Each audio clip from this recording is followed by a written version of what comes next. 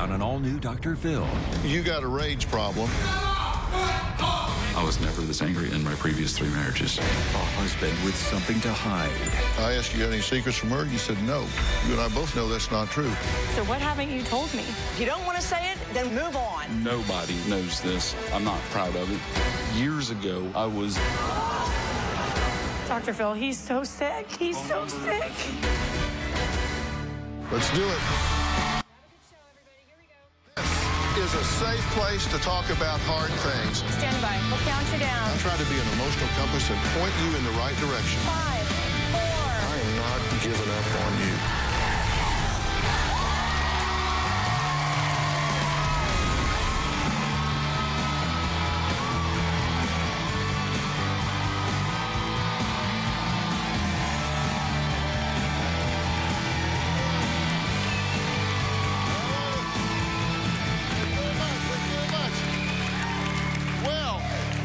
Chuck and Amanda have been married for 6 years. They have 2 sons, a 5-year-old and an 8-month-old. Now, Chuck and Amanda say their marriage can be described as anything but loving. They say it's loud, violent, and full of rage. Even her parents call their daughter a right fighter. And their son-in-law, Chuck, well, they say he's just explosive. Take a look. Chuck. Shut up, Amanda. I'm done with this conversation. Be quiet. I'm done listening to you. You don't have to be nice. You don't want to make an effort in that direction. You. 6 years of hell. I'm this way because you're not nice to me. Just like... Around. And then why am I your 4th wife? Everybody else was so mean and such a raving lunatic biatch. Well, after a hostile fight like that one, their son-in-law, Chuck, says he storms out of the house and moves into his car for days just to get away from Amanda's nagging. Now, Amanda says every night she hears her little innocent 5-year-old praying, and I quote, "Please take away my evil daddy." Listen to this.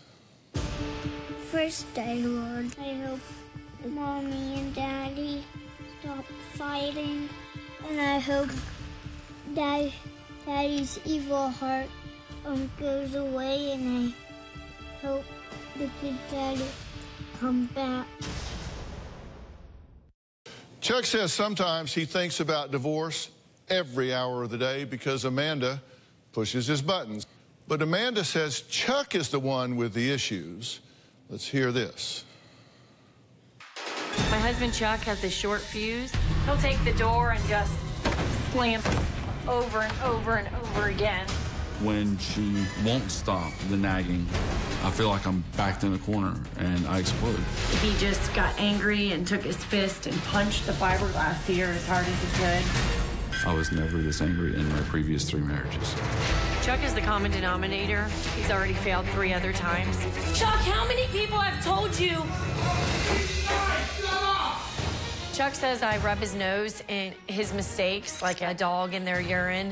You're begging me to be nice to you. Do you think you've been a good husband and a good father? I have no problem with the tasks and chores that she asked me to do, but she's reminding me 15, 20 times, and then calling me every name in the book for not doing it. What kind of man are you? What kind of husband are you? And she does this in front of the kids. And you don't even get up to see your son. And then he's crying and you don't ask how you can help.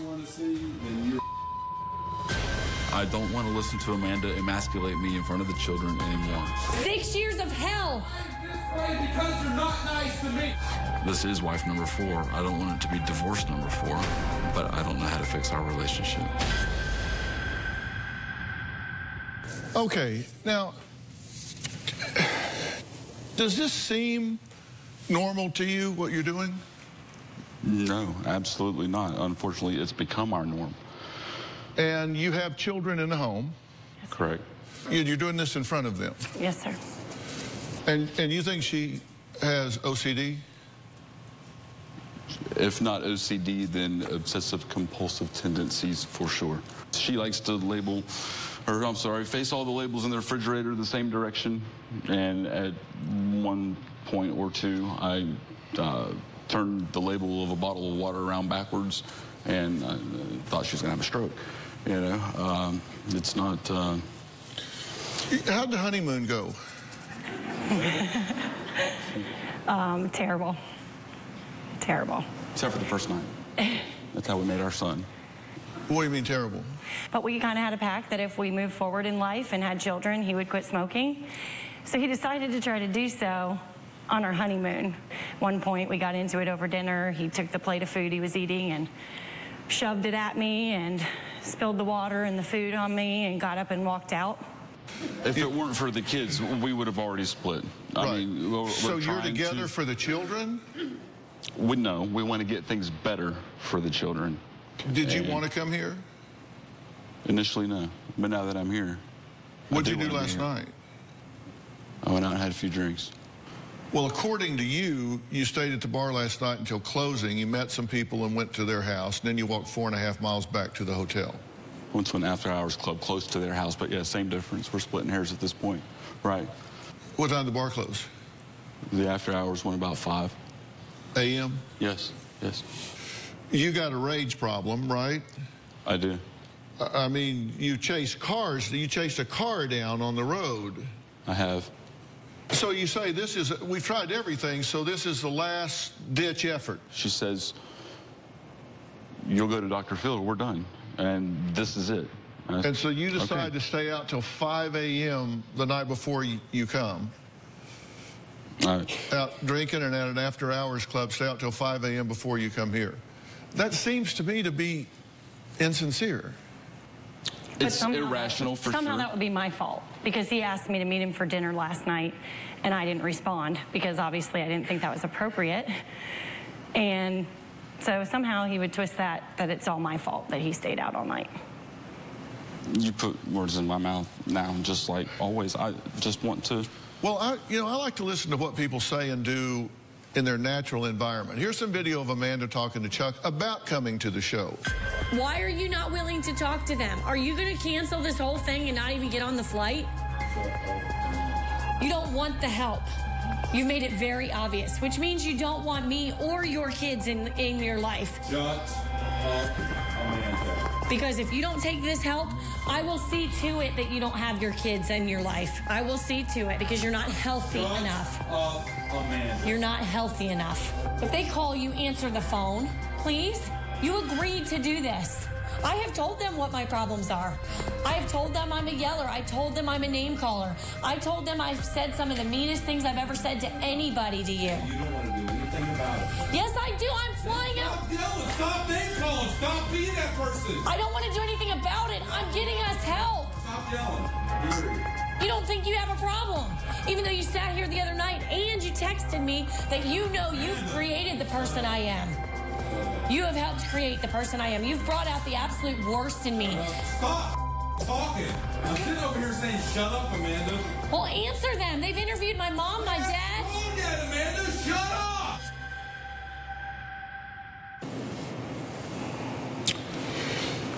That's pretty much a normal exchange.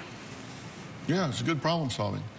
I certainly don't handle things well, but I've stuck it out by his side for 6 years through a lot of crap that the others did not. Our marriage has lasted longer than the 3 of them combined. Are you honest with him about everything? Yes. No secrets? No secrets. Are you honest with her about everything? Yes. No secrets? No. That is absolutely, that's a lie right there.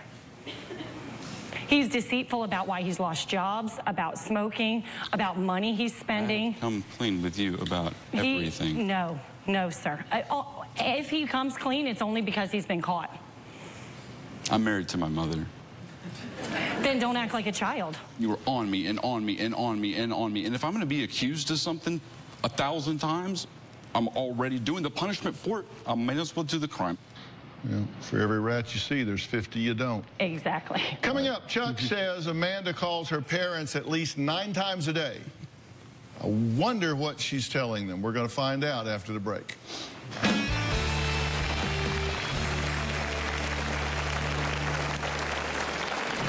Chuck and Amanda have a very dysfunctional and destructive marriage. It involves Tammy and me, and it particularly seems to be harmful to the children. Because of the fighting and arguing, we felt our daughter could do better. Chuck and Amanda's relationship is definitely destroying the children. And later, I asked you if you had any secrets from her that she doesn't know about, and you said no. That's not true, is it? Spill the beans. If you've got something to say, this is the time to say it. That was honestly something I thought I was going to carry to my grave. Tomorrow on an all-new Dr. Phil. I am verbally abusive. I get a kick out of it. You've got a guy telling you, I get a kick out of jacking with you. She's left him 4 times. You choose him over your children. Yes. But she always comes back. Do you often think you're the smartest guy in the room? Most attractive, not the smartest. You didn't want to come here. I have a very important job that I couldn't leave. We had time to go on a 3-day bender, but you didn't have time to come here for a day. That's tomorrow. It seems as though the umbilical cord has never been severed. Every time Amanda and I have a problem, she's going to run and tell her mother about it. I just don't want to give up on him like everybody else is. Well, this is the last resort. Amanda's mom and dad are so involved in our marriage. He has to want it, because you can't fix him and he can't fix you. They called Dr. Phil to initiate this process. I understand fully that they have a God-given duty to protect the grandchildren, but I want them as grandparents, and I want them as in-laws. I don't want them as marital counselors. Well, Chuck and Amanda say their marriage has been a constant battle ever since the honeymoon. To make matters worse, Chuck says Amanda gets her parents, Tammy and Tom, too involved. Let's hear what they have to say. Our daughter Amanda moved in with Chuck after only knowing him for 2 or 3 months. I don't think Amanda knew what she was getting into. We felt our daughter could do better than marrying someone that's been married 3 times, because those 3 marriages, Chuck is the common denominator. And he has to acknowledge that he's part of the problem. I know more about their marriage than I really care to know, because Amanda turns to me with every issue, every problem. It's just so irrational. Well, you can't get rational behavior from an irrational person. We've talked to the counselor about Chuck and Amanda because we got the point where it was involving us so much that it was consuming us. And Chuck and Amanda have a very dysfunctional and destructive marriage. It involves Tammy and me, and it particularly seems to be harmful to the children. When Amanda's called on the phone, we've heard them yelling back and forth to each other. And we've heard my 5-year-old grandson in the background yelling, "Please stop, please stop." We got into an argument a couple of weeks ago. He snapped and basically took the baby food container and slammed it down on the ground as hard as he could. Baby food went everywhere, all over the blinds, the couch, the floor, up on the ceiling here. And my 5-year-old son was trying to help me clean it up. Because of the fighting and arguing our 5-year-old grandson is witnessing, he said, "Everybody in the world thinks I'm a..." Chuck and Amanda's relationship is definitely destroying the children. Okay, Tammy and Tom are joining us. Thank you, guys. I appreciate you being here. I'm not sure Chuck does. I think you think they're over-involved, right? At times. He's resentful because he does not have a mom, has no relationship with his mom, and he doesn't have a living father. I mean, but I can't help that I do, and that they are supportive, and they have had to step up and take on his responsibilities when he decides to run. Well, what's y'all's view here?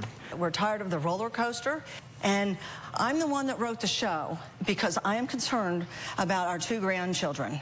Our so 5-year... So am I. They are my life. Well, the child, the oldest child, 5 years old now, 5.5. The little one doesn't know what's going on, but the 5-year-old is constantly telling us that he wishes his mom and dad would quit fighting. He's gone to the wishing well and thrown coins in and says, please help my mom and dad stop fighting. Why do you 2 keep doing what you're doing? Because the fix hasn't presented itself yet. Well, let me step in here. Fix. There's been no fix. They've gone and gotten counseling, and I'm talking both of them. They've gotten counseling, and they don't do one thing that the counselor has said to do. That's not true. He says, I quit counseling every time they tell me what I don't want to hear. Every counselor we've been to has looked him in the face and said he needs to get, yes, we need to continue to get marital counseling and work on our communication, but that he needs to get his own personal counseling to heal some of these old wounds. He is a hurt, damaged individual that is hurting in return. Why do you two keep doing what you're doing? When he's on his medication and even keeled and his fuse is longer, things are better. Our communication is better. He responds to me better. I'm emotionally numb and dead inside on that medication. I think it's either the wrong medication or it's a wrong diagnosis. Why do you keep doing what you're doing? You've been through 3 marriages, 6 years into this train wreck. Why do you keep doing what you're doing? I'm going to ask the question until I get an answer, and I don't have to do till 5 o'clock, so.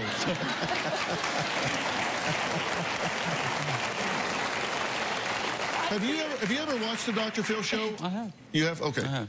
So you might as well answer the question. Right. I'm thinking of I watch you every day. I'll answer. People don't do things if they're not getting a payoff. I'm just asking you why you've chosen that particular way to be in the world. You say that as though it's a choice. I don't feel that that is a choice. I feel that I don't have... You chose to go out to the bar till 5 o'clock in the morning? You've chosen to take money out and spend it on other things. You've chosen to sleep in your car for a month at a time. You've chosen to lie to me. Those are choices. Well, you should go to Vegas. You're a hell of a ventriloquist. Because I asked you a question, it sounds like they're talking. Yeah. You like threw your voice over here. It sounded like she answered for you. It sounded like she answered for you. I'm asking you. Sorry. Oh, I mean, that's part of it, is I can't get a word in edgewise ever, you know? Because you're saying you don't have a choice. You have a choice every single day. I'm sorry. Why are you doing what you're doing? Has nobody ever challenged you to answer that question for yourself? Why you're doing what you're doing? I guess not. Did you tell her you had a job when you didn't and go sleep in your car like you were going to work? And later, you're not honest with your wife. What are you lying about? He said, and I quote, "You cannot tell Amanda, she can never know." You're either going to come clean with her or go your own way. You shot my son. This is her son's blood. You left Stefan in a ditch, riddled with bullet holes. I did not kill Stefan. I use heroin every couple hours. I would rather feed my drug habit than my unborn child. My sister. How could you do this to a baby? It gets worse. Right now, she is really high. She's going to be... Stop the tape. You're either going to watch this and get in the game or you're out. Plus, he went from All-American athlete I've been living on the street to homeless wannabe rapper. He's into rap now? I'm here to tell a story and inspire. That is it. I'm on the wire. He's a rapper? I've been doing this for 15 years. You get to thinking you've seen and heard everything until now.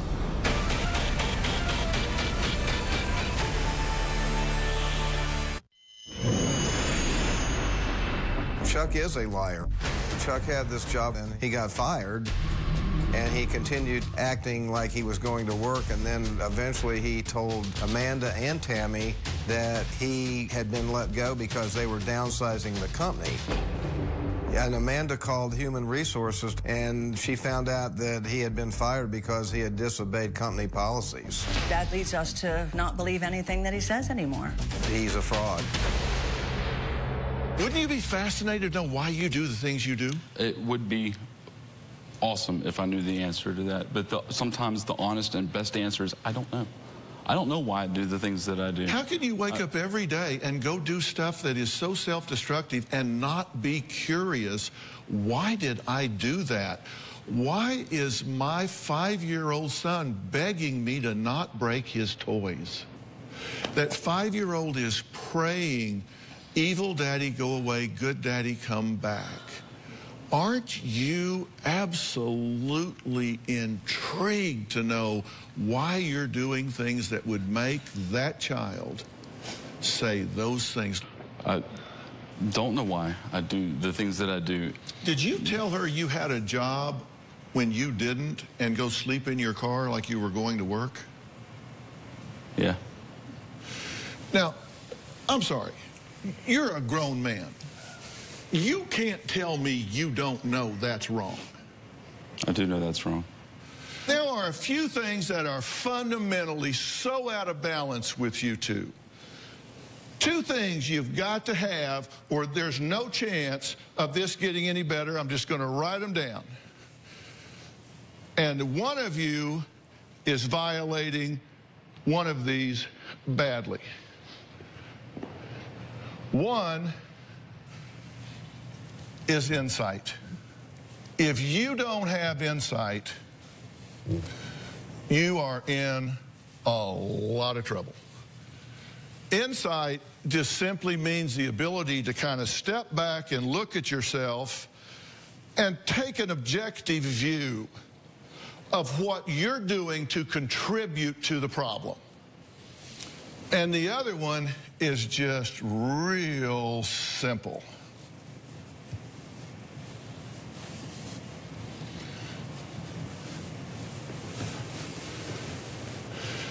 And that's honesty. You lack insight and you lack honesty.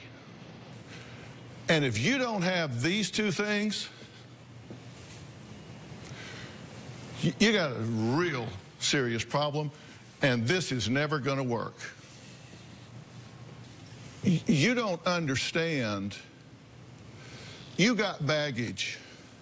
You get defensive if anybody says OCD. I mean, to me, OCD has no more stigma than a kidney infection. It just is what it is. But I've never been diagnosed with that. I don't know if you do or you don't, but I do know that you do seem to have thoughts that you have a hard time turning loose of. And you do have behaviors that seem to be somewhat ritualistic. Now, I don't know if you actually meet all the diagnostic criteria of obsessive-compulsive disorder. I haven't diagnosed you. I don't know. But I do know that you have thoughts you have a hard time turning loose of that are intrusive to your functioning. True? True. And you have behaviors that are ritualistic for you that eat up time and are intrusive to your functioning, right? I like things just so. And neat. Would that be a yes? Yes. You lie when the truth would do better. I have. You lie by omission. Correct. You lie by misstatement. Correct. I ask you, do you have any secrets? No. We both know that's not true. You lied about having a job. You go sleep in your car. He would tell our 5-year-old son he couldn't take him for a bike ride because he was going to work. That's low. How old are you? I'm 38 years old. Well, you've had a lot of chances to do something about this. And I haven't. But I want to, and that's why we're here. Because the person that you see, the person they see, the person she's married to, the person that my kids see, my coworkers see, the person I see in the mirror, I'm not satisfied with that person. And I haven't been for quite a long time. I'm begging you, Amanda, please stop. You think you're the only person in the world that has buttons? You yell stop and shut up, but it's not because it's in front of the kids. It's because you don't want to hear her voice anymore. Can you blame them?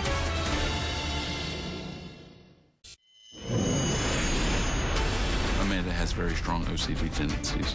In my house, she has all of the bottled water labels facing the same direction, Coca-Cola cans facing the same direction. Once, to be funny, I took one of the bottles and turned it upside down with the label facing backwards. I thought she was going to have a stroke that night. It was detrimental. She was in tears. Most folks would have just laughed that off. She can't see intended humor because she has no sense of humor.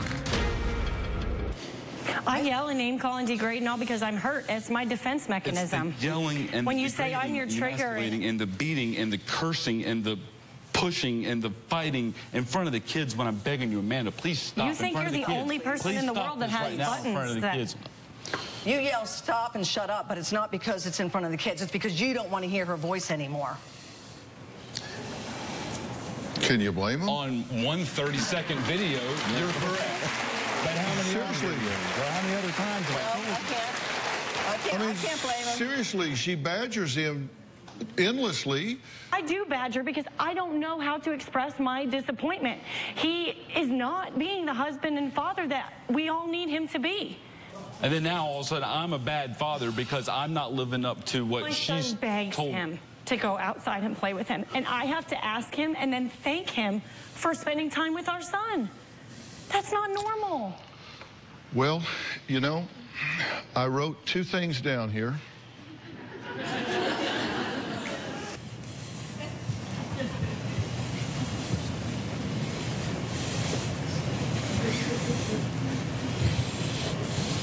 What do I lack insight about? Do you think that you might be hard to please? Do you think you might have somewhat of a perfectionistic bent? I do, and I have very high expectations. He's dead in the water before he even starts. Now, he doesn't make much of an effort, but even if he did, he doesn't have a snowball's chance in hell. That is your baggage, and you take it with you everywhere. It's like you get up in the morning and you pick your baggage up and you carry it on the front porch, you put it down. Then you get your kids to go ready to school, and you pick it up and you go get in the car and you put it down. Then you go to lunch, you go, oh, forgot my baggage, I got to pick it up and take it with me, and you have lunch and you set it down and you have your lunch, then you get up, you pick it up again and you take it with you everywhere. I don't expect any more of him than any average wife and mother would. I honestly can sit here and say that. But you're not his mother. But I expect a teammate. I expect somebody to help. I'm not his mother, but, which means forget what I just said. I'm now going to tell you what I really think. Has he been acting like a child, I'm not his mother, but I'm his mother, and I'm going to treat him like a child because he acts like one, and therefore we have a parent-child relationship and can't understand why our marriage doesn't work. So we're going to take a break. Is Chuck's issue solely with his wife? Yeah, I don't think so. We'll be right back.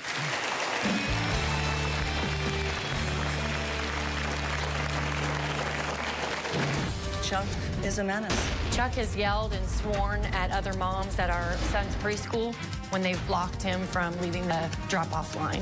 There are times that I can go from 0 to livid with a drop of a hat. Chuck had a road rage incident with a woman and ended up attacking her car. Chuck had to pay $1,700 for the damages to the woman's car. Chuck needs help. Tomorrow on an all-new Dr. Phil. I am verbally abusive. I get a kick out of it. You've got a guy telling you, I get a kick out of jacking with you. She's left him 4 times. You choose him over your children. Yes. But she always comes back. Do you often think you're the smartest guy in the room? Most attractive, not the smartest. You didn't want to come here. I have a very important job that I couldn't leave. We had time to go on a 3-day bender, but you didn't have time to come here for a day. That's tomorrow. Chuck has been diagnosed bipolar. I believe that Chuck often uses the diagnoses as a crutch or excuse for poor behavior. He has stated that I need to learn how to be married to and be in love with somebody with such medical diagnoses. I'm not a doctor. I shouldn't have to deal with this. Now, what I've said so far is that there are 2 fundamental things, which are that Amanda is lacking in insight and understanding what she does to antagonize this system, and Chuck is lacking in honesty because he lies about a lot of things. And I asked you earlier if you had any secrets from her that she doesn't know about, and you said no. That's not true, is it? What else do you know that I don't know you know? Well, if she knew it, then it wouldn't be a secret, would it? Right. And to my knowledge, I've been found out on everything. I don't believe that I'm hiding anything. I'm not going to out your secrets, but you've told us things since you got here that she doesn't know about. I know about them. You know about them. But you're not telling her about them. So I know that I'm sitting here with a marriage that's based on deception. You're not honest with your wife.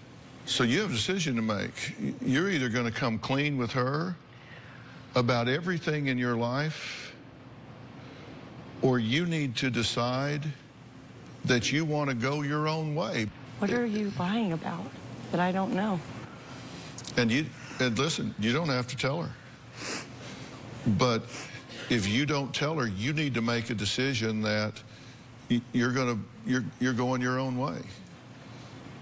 Because I'm not going to continue this charade. We can be done, and we can be done. I asked you, you were being honest. You said yes. I asked you, had any secrets from her? You said no. You and I both know that's not true. So this is a charade from this point forward. Okay. We'll go with that. Go with what? Are you going to be honest and share? Right. I'll be honest with her and move forward.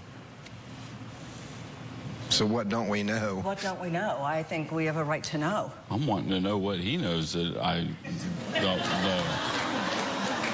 I mean, apparently the two of you know it because he's bringing it up. Last night that we didn't have, right? And I went out to the hotel they put us up at, had a bar, and I went in there, and then the bar shut down at 2, and I met up with a guy and his wife, and they wanted to know if we wanted to go to me. They wanted to know if I wanted to go with them. There was 3 of us in the car to an after-hours bar that shut down at about 5 this morning, and then instead of calling Uber or a cab or anything, I walked 4.5 miles starting at 5 o'clock this morning back to the hotel. That's the only thing that I can think of. Did you reveal something to my associate producer that you said you cannot tell Amanda? Not ringing a bell. This is why I'm wound so tight. And maybe I lack insight because I enable, because I fix the messes. The big secret, nobody knows this. That was honestly something I thought I was going to carry to my grave. That's disgusting. I'm just so disgusted right now. Hey, Dr. Phil here. We're ready to start the show, but we're waiting on you. If you're going to be in the Los Angeles area and want to watch a live taping of the Dr. Phil show, call 323-461-PHIL or visit drphil.com. Tickets are free, and I hope to see you soon. He said something to my associate producer, and he said, and I quote, "You cannot tell Amanda. She can never know." It's spill the beans. If you've got something to say, this is the time to say it. And if you don't want to say it, then when we get home, pack your bags, get out, and move on. That's not your decision, that's his. So what haven't you told me? I want so bad to be honest with you, but I'm afraid with my track record, if I am, you'll see me as not being honest with you, if that makes any sense whatsoever. Sometimes I'd rather you just not know. I've not cheated on you, ever. But I wanted to. I didn't, but I wanted to. The big secret, nobody knows this until now. All of America will know, you know. Years ago, we're talking 2003 maybe was the last time. I had done a few adult movies when I lived out here in California. I'm sure that would have been something for me to know as I'm married to you, making a life with you, well, maybe, being intimate with you. I got away from that altogether, and wow. I came back to California last night and called the guy that I used to know to see if I could make a little extra money while I was out here right now. You're tonight, today, this weekend? Yes. Dr. Phil, he's so sick. See, that's why I didn't want to tell you. No one knows that. That was honestly something I thought I was going to carry to my grave. But yet you tried to hook up while you were here this weekend. I made a phone call. That's disgusting. I'm just so disgusted right now. This is my first marriage, and I certainly have my baggage, like you said, but I've been intimate with him, obviously. Don't you think that would have been a detail I should have known, had a right to know? That's disgusting. His willingness to tell you that is good. Right, and I look at it as a very good thing and positive thing that he even got on the plane and got here and came and is willing to do this. But that doesn't erase all the, you know, everything he has done. All the deceit, all the lies, all the... Well, he wasn't born the night he met you. I understand that. Look, the past is over. The future hasn't happened yet. The only time is right now. The only choices you have before you are the ones you make now. And he did it while he was here. I understand what you're saying. Being immature makes you a bit hedonistic, where you seek pleasure and avoid pain, and you go for immediate gratification instead of delayed gratification, and one bad decision leads to another bad decision, and then before you know it, that bad decision, oh my God, I can't admit that, so you gotta lie about that, and then before you know it, you're playing it's never the crime, it's the cover-up, and then you get one thing leads to another, and there's been nobody in there to step in and say, hey, start doing the things that are just the fundamental basics of being a man and being a father. And I honestly believe that if someone would step up in your life with a clarion voice and give you some fundamental guidance that you could trust, I believe that you would respond to that. So when we come back, I'm going to tell you what that plan is. Ready to get real? Go to drphil.com for advice on relationships, parenting, finances, and more. Plus, weigh in on your favorite episodes, share your stories, and find support in the Dr. Phil community. When you sign up for the community, you will automatically be subscribed to the Dr. Phil Show newsletter. Log on to drphil.com today. Look, you guys may need to get a divorce. You may need to do that. And if you do, you have plenty of time to do that. And by the way, divorce is not a solution. It's just changing one set of problems for a new set of problems.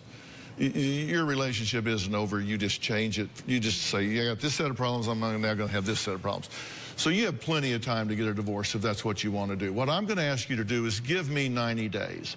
Give me 90 days to effect some changes in each of you individually and as a couple and as parents. For you, your medications can contribute a whole lot to the problems and the bad judgment that you've been having, and your body chemistries can contribute a whole lot to the problems that you've been having, and sometimes people don't take that seriously enough. I've got Dr. Tanya Elliott joining us right now. She's the medical director for Doctor On Demand.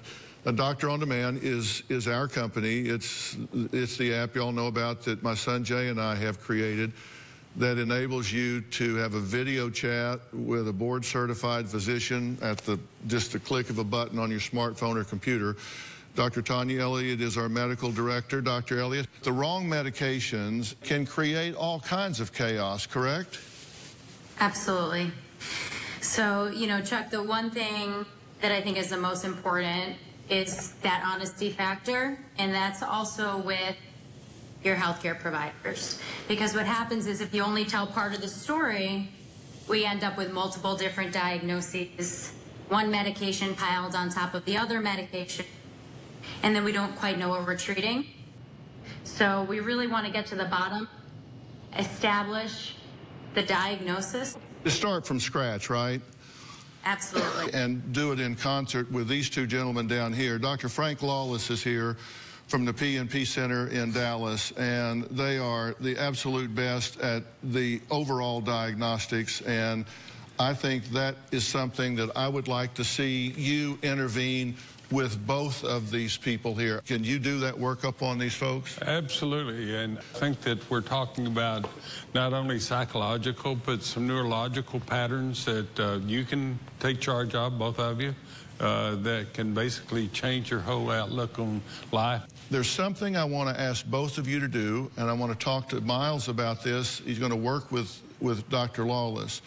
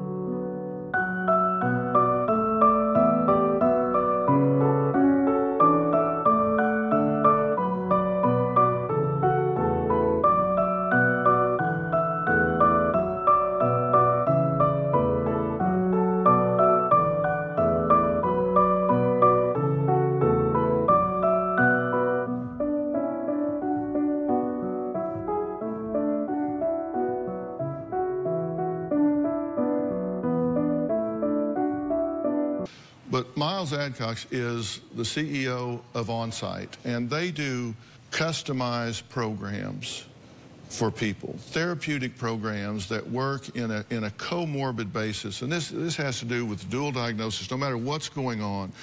Very intensive workshops for you guys that can deal with this anxiety, deal with the trauma that you've had in your life. I think you guys can make a huge difference with them. I agree, and I think the blame and the pain that I've been witnessing ends when empathy and hope begins. Are you willing to do this?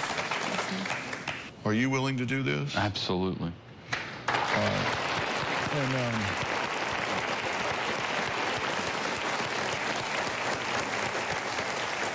I want to thank my guests today. A special thanks to Miles Adcox from OnSite, Dr. Frank Lawless from the PMP Center, and Dr. Tanya Elliott from Doctor On Demand. If you at home want to have your own Doctor On Demand, you can go to Google Play Store or the iTunes App Store, and you can download the Doctor On Demand app. And you can do that for medical if you want to have a medical appointment. It's covered by insurance, and you can also make appointments for psychological services for therapists, where you can sit right there in your own home, face-to-face with a therapist, and have your session right there. And it's absolutely revolutionized the telemedicine space. We're really, really proud of it. So for more information about today's show, log on to drphil.com, and you can also join in the conversation today on Facebook and Twitter. We're going to keep you up to speed on what happens with these guys. We'll see you next time.